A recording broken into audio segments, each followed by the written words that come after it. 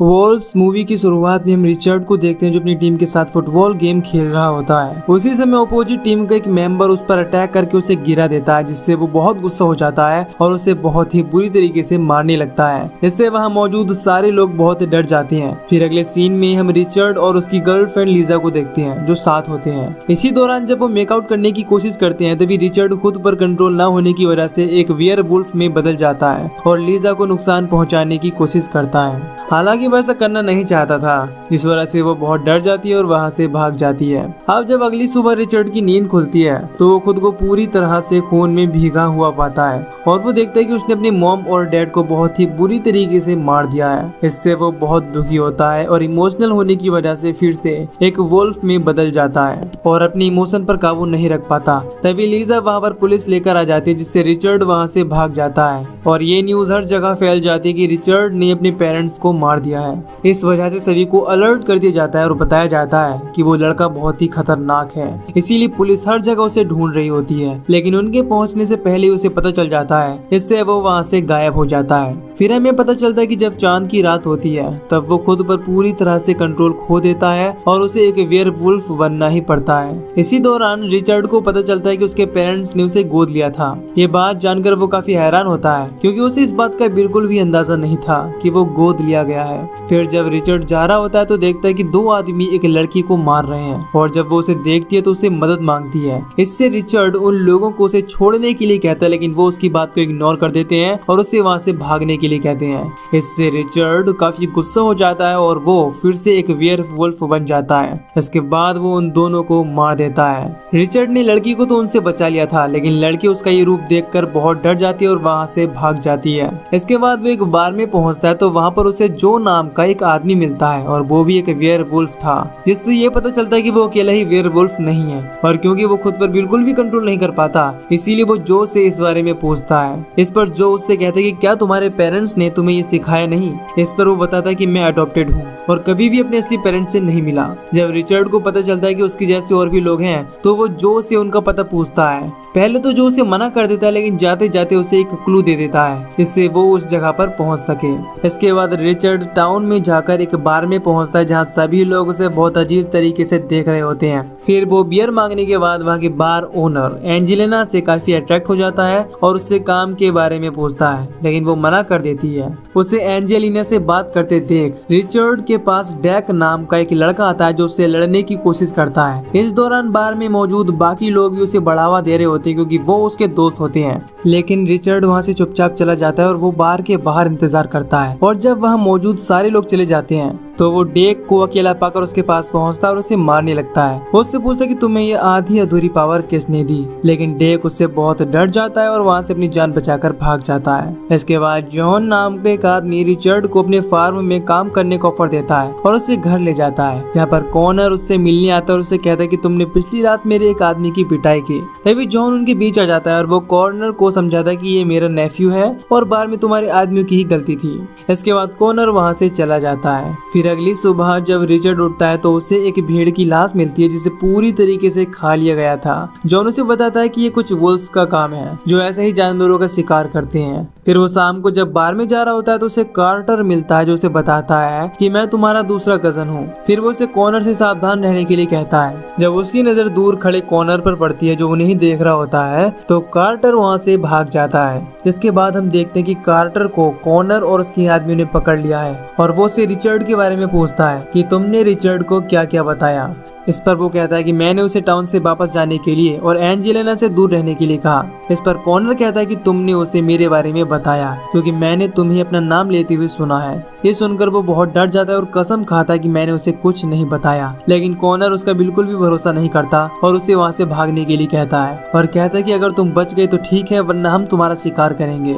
इसके बाद वहाँ पर मौजूद उसके सारे आदमी कार्टर का पीछा करते हैं और कॉर्नर भी उसके पीछे जाता है। इसी दौरान वापस जा रहे रिचर्ड रिचर्ड को कार्टर की आवाज सुनाई देती है, तो वो जंगल की तरफ आता है जहाँ उसे एंजेलिना मिलती है, जो उसे बताती है कि कॉनर और उसके आदमी किसी का शिकार कर रहे हैं। फिर जब वो दोनों वहाँ जाकर चेक करते हैं तो देखते हैं कि वो लोग कार्टर की बॉडी को नोच नोच कर खा रहे होते हैं। इसे देख कर रिचर्ड काफी दुखी होता है। फिर जब रिचर्ड एंजेलिना के साथ घर पहुँचता है तो देखता है कि टीवी पर उसी की न्यूज चल रही है, और उसके पहुँचते ही जॉन की वाइफ क्लेरा उसे गले लगाकर सॉरी बोलती है, जिससे रिचर्ड काफी हैरान होता है। जॉन उसे बताता है कि तुम्हारी माँ लूसिंडा मेरी बहन की लड़की थी और वो एक प्योर ब्लड थी। इसे देखकर कॉनर को प्यार हो गया, लेकिन जब लूसिंडा इसके लिए नहीं मानी तो उसने जबरदस्ती उसका रेप कर दिया और तुम उसी कॉनर के बेटे हो। ये बात सुनकर रिचर्ड बहुत गुस्सा होता है। इसके बाद जॉन उसे बताता है कि तुम्हारे नाना ने लूसिंडा के मरने की अफवाह फैला दी और उसे एक कमरे में छुपा दिया, इससे कॉनर उसका पता न लगा सके। और जब तुम पैदा हुए तो मैंने उसे कन्विंस करके तुम्हें गोद दिलवा दिया, जिससे तुम्हारी माँ ने उसी महीने सुसाइड कर लिया।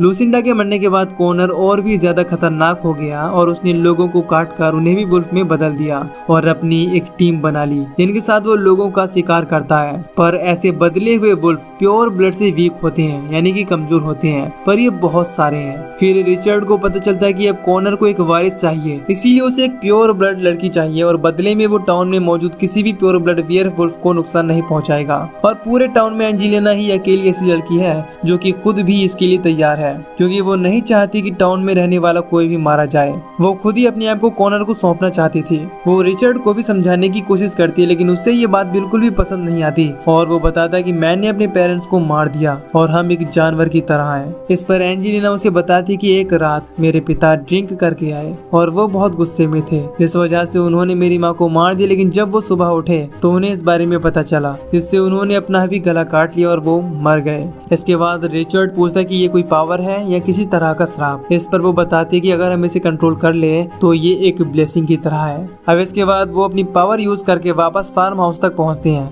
अब जब एंजेलिना कार्टर को किस करने की कोशिश करती है तो वो उसे मना कर देता है, क्योंकि उसे डर होता है कि कहीं वो उससे भी नुकसान ना पहुंचाए। लेकिन एंजेलिना उसे इस बारे में सोचने के लिए मना करती है। इसके बाद वो इंटीमेट होते हैं। अगले दिन हम देखते हैं कि जॉन के घर में उस टाउन के बचे हुए बाकी प्योर ब्लड वेयरवुल्फ इकट्ठा होते हैं और डिस्कस करते हैं। अब वहाँ मौजूद सभी लोग यही चाहते थे कि एंजेलिना को कॉनर को दे दिया जाए ताकि वो बाकी के लोगों को ना मारे, लेकिन रिचर्ड इसके लिए साफ मना करता है और अकेले ही कॉनर का सामना करने के लिए निकल जाता है। हालांकि जॉन उसे रोकने की कोशिश करता है, लेकिन वो नहीं रुकता और वो कॉनर के पास पहुंचकर उसे बताता है कि मैं लूसिंडा का बेटा हूँ, जिसका तुमने रेप किया था। ये बात सुनकर कॉनर काफी हैरान होता है, क्योंकि उसे लगता था कि लूसिंडा बच्चे के पैदा होने से पहले ही मर गई है। लेकिन जब रिचर्ड उससे कहता है कि मेरी माँ ने मेरे पैदा होने के बाद सुसाइड किया, तो वो उससे कहता है कि मैं तुम्हें वही चांस दूंगा जो मैं बाकियों को देता हूँ। अब वो रिचर्ड को भागने के लिए कहता है, लेकिन रिचर्ड इसके लिए मना कर देता है और कहता है कि मैं अकेला नहीं बल्कि एंजेलिना को भी अपने साथ लेकर जाऊंगा। इससे कॉनर को बहुत गुस्सा आता है और वो अपने आदमियों से उसे मारने के लिए कहता है। इसके बाद रिचर्ड जंगल की तरफ भागता है और वहाँ पर एक एक करके उसके सभी आदमियों को घायल करने लगता है, लेकिन वो उनमें से किसी को भी जान से नहीं मार पाता। इससे वो और उसके बाकी आदमी रिचर्ड को चारों तरफ से घेर लेते हैं और उसे मारने लगते हैं। इससे वो चिल्लाने लगता है, चीखने लगता है और जब उसकी आवाज एंजेलिना को सुनाई देती है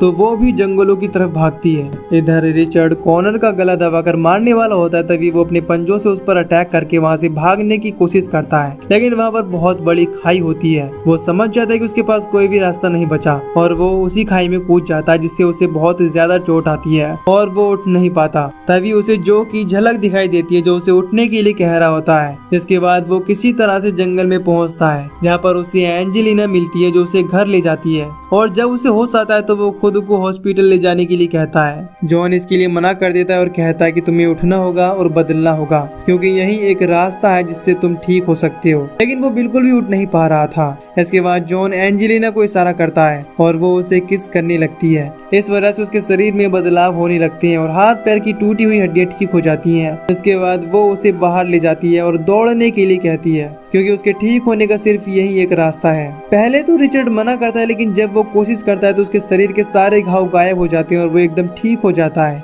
इसके बाद वो दोनों जॉन के पास पहुंचते हैं। उसके पास बहुत सारा एक्सप्लोसिव होता है। इससे रिचर्ड को आइडिया आता है और वो उससे कुछ बुलेट और माइंस बनाते हैं, जिससे उन वुल्फ को मारा जा सके।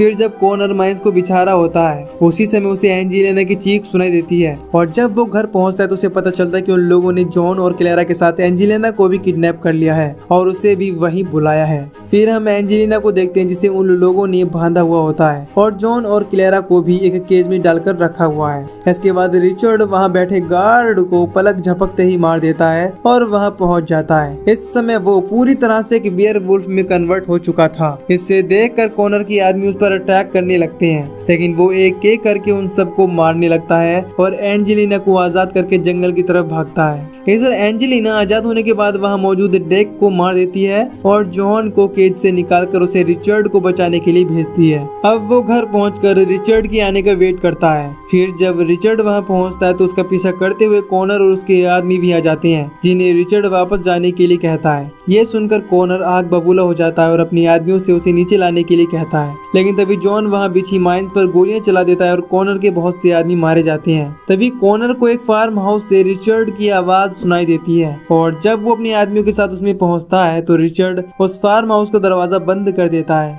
जिससे कॉनर और उसके आदमी अंदर ही फंस जाते हैं और जॉन गोली से वहां पर भी विस्फोट कर देता है जिससे कॉनर के बाकी आदमी भी मारे जाते हैं लेकिन वो बच जाता है और रिचर्ड पर हमला कर देता है। पर इस दौरान वो रिचर्ड पर काफी भारी पड़ता है लेकिन फिर रिचर्ड उसे मारकर जमीन पर गिरा देता है और जब जॉन उसे शूट करने वाला होता है तो रिचर्ड उसे मना कर देता है। वो कॉनर से कहता है कि तुमने ऐसे ऐसे काम किए हैं इसीलिए तुम्हें मरना ही होगा।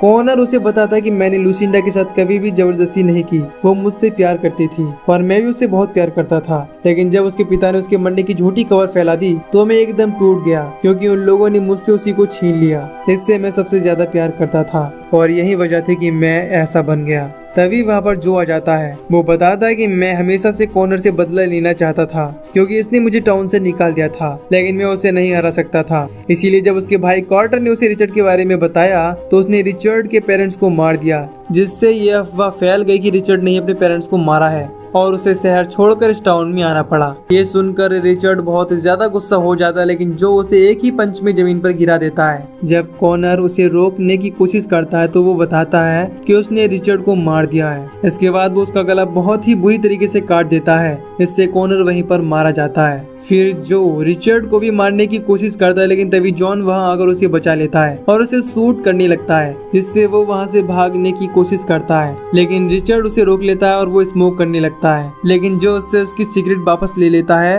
और उसे जमीन पर फेंक देता है। हालांकि इस दौरान जो उसे अपनी बातों में फंसाने की कोशिश करता है लेकिन जब रिचर्ड देखता है कि उसकी फेंकी हुई सिगरेट से उसकी बिछाई हुई माइन में आग लगने वाली है तो वो जो से दूर हो जाता है और देखते ही देखते वो माइन फट जाती है और जो बहुत ही बुरी तरह से मारा जाता है। अब अगली सीन में हम देखते हैं कि जब रिचर्ड और एंजेलिना शहर जा रहे होते हैं तो जॉन उन्हें आखिरी बचा हुआ प्योर ब्लड की लिस्ट देता है जिसमें उन सभी लोगों के नाम होते हैं जो प्योर ब्लड के वेयरवुल्फ होते हैं और इसी के साथ ये मूवी यहीं पर खत्म हो जाती है। तो दोस्तों अगर आपको इस मूवी की एक्सप्लेनेशन पसंद आई हो तो वीडियो को लाइक और चैनल को सब्सक्राइब कर दीजिए ताकि मैं मिलूंगा आपसे न्यू वीडियो में। Till then take care, love you, bye bye.